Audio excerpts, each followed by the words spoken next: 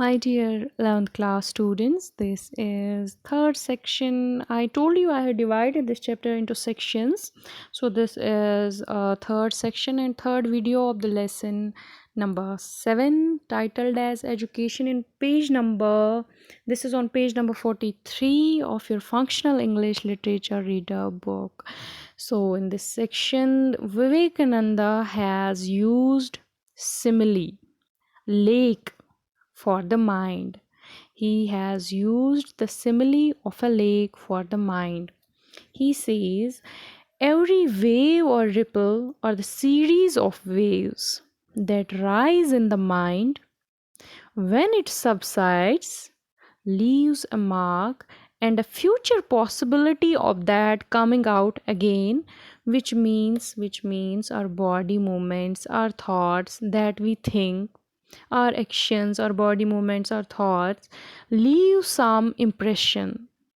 These thoughts, these actions leave some impressions, leave some pictures on our mind stuff. So it is the sum total of these impressions at a moment that determine what we are at a moment. So every character is determined by the sum total of these impressions.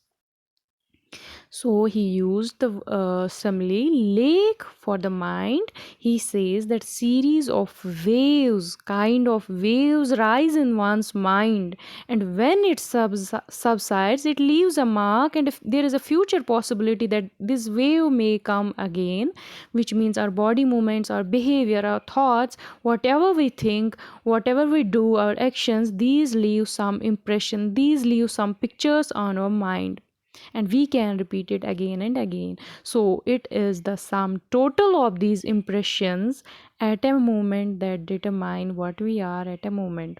So every character is determined by the sum total of these impressions.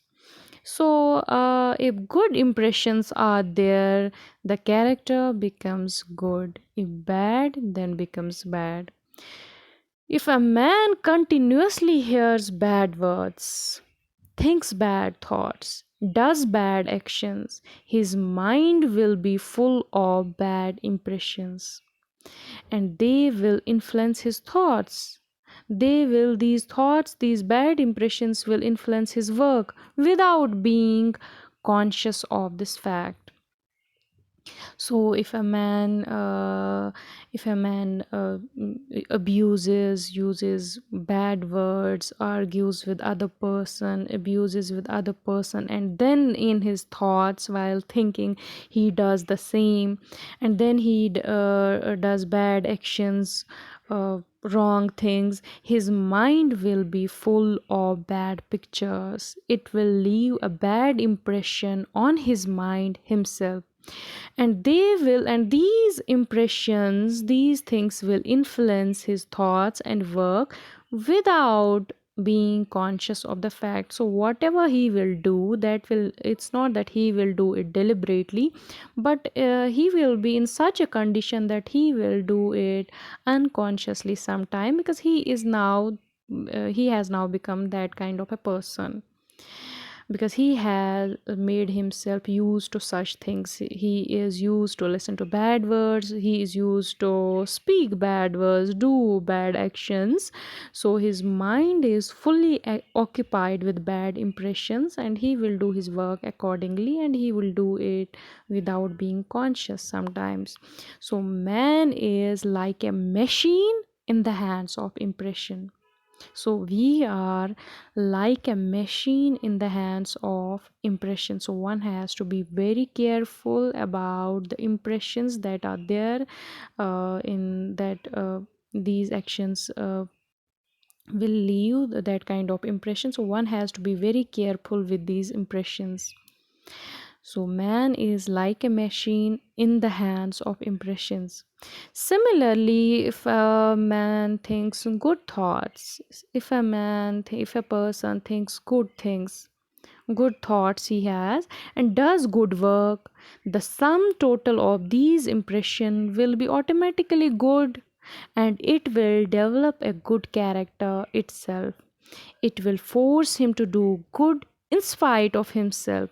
So he won't do evil, even if he sometimes wishes to do something very bad, something very evil, but his good character becomes fully established, that he would not be able to do anything evil, anything something like bad. So if a man thinks good, if he has good thoughts, if good things are going in his mind, if he listens to good, if he speaks good, if and does good work, the sum total of these impressions will be good, and it will develop a good character itself. So in in order to judge the character of a man, he says that if you are supposed to judge the character of a man, watch him in his most common actions. For example, if someone asks you about someone, tell me something about his character, I just want to know about his character. So, according to Swami Vivekananda, he says that if you want to judge the character of a man, watch that person, watch him, observe him in his most common actions, not his great, extraordinary, exceptional performance.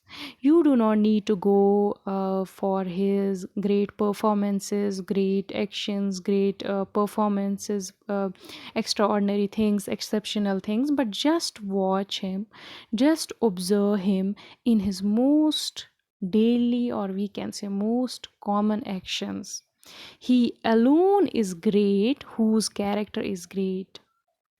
Whatever be the situation, he will be same wherever he be. So one who is a good character, who possess a good great character, he is alone great himself if his character is great, if his character is good.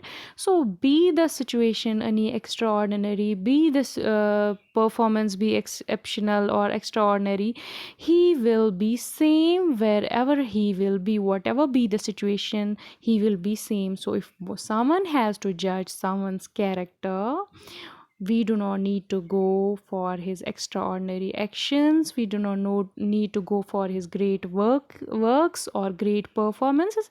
Rather, we should watch his, we should keep an eye, or I can say that we should observe his common actions, whatever he does in the normal daily situations. So because if he is great, if his character is good, if his character is uh, great, he will be same whatever be the situation, he will be same wherever he will be.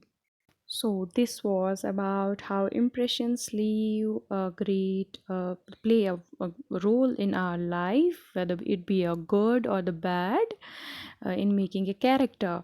And then it was about how to judge a person in his most common actions. Now we will continue this chapter in other videos. Thank you.